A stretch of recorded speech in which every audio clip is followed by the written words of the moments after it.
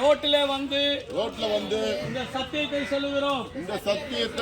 இயேசு கிறிஸ்து எங்களுக்கு கொடுத்த விடுதலையை, கொடுத்த ஆசீர்வாதத்தை, கொடுத்த உயர்வை உங்களுக்கு சொல்லுகிறோம்.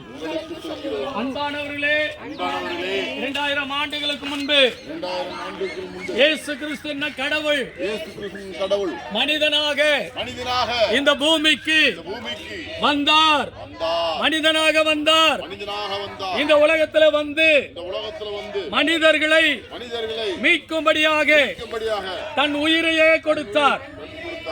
இன்றைக்கும் நம் நாட்டிலே மோட்சத்திற்கு போக வேண்டுமானால் கடவுளை திருப்திப்படுத்துவதற்காக ரத்தத்தை செலுத்துகிறோம். கடவுளுக்காக கோழியின் ரத்தத்தை செலுத்துகிறோம். ஆடுகளின் ரத்தத்தை செலுத்துகிறோம். பிரியமானவர்களே, அந்த ரத்தம் உன்னை மோட்சத்திற்கு கொண்டு போகுமானால் அதை விட ஒரு பெரிய ரத்தம் இந்த உலகத்தில் உங்களுக்காக எனக்காக சிந்தப்பட்டிருக்கிறது. அந்த ரத்தம் தான் இயேசுவின் ரத்தம். இயேசு கிறிஸ்து இந்த உலகத்தில் வந்து சிலுவையிலே உங்களுக்காக எனக்காக சிலுவையிலே மரித்து ரத்தத்தை சிந்தினார்.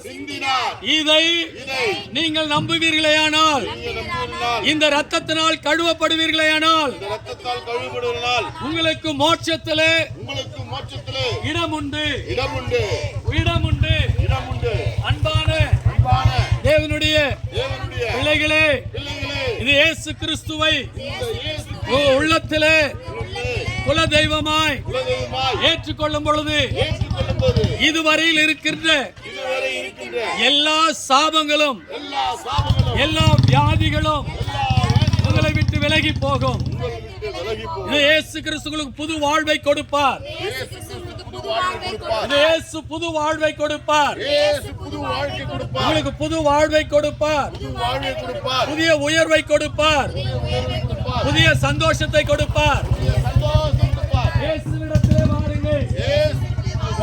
கண்ணீரை மாற்றுவார். உன்னுடைய கண்ணீர் எதுவாக இருந்தாலும், உன் கவலைகள் எதுவாக இருந்தாலும், உனக்காக சிலுவையில் மரித்த இயேசு கிறிஸ்து உன் அருகாமையில் வந்து அவர் சொல்லுகிறது என்ன?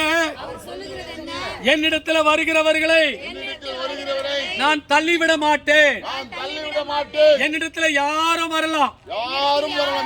என்னிடத்தில் தீட்டு இல்லை. நான் ஒதுக்கி வைப்பதில்லை. நான் உங்களை படைத்தேன். ஆகையால் கரம் விரித்து அழைக்கிறேன். என்னிடத்தில் வாருங்கள். இயேசு சொல்கிறார், மோட்சத்திற்கு போவதற்கு நானே வழியும் உண்மையும் உயிருமாயிருக்கிறேன்.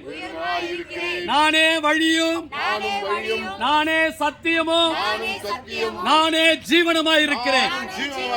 என்னை இல்லாமல் ஒருவரும் மோட்சத்திற்கு போக முடியாது என்று சொல்லுகிறார். என் அன்பு பிள்ளைகளே, இந்த கிராமத்து மக்களே, இயேசுவை நம்புங்கள்.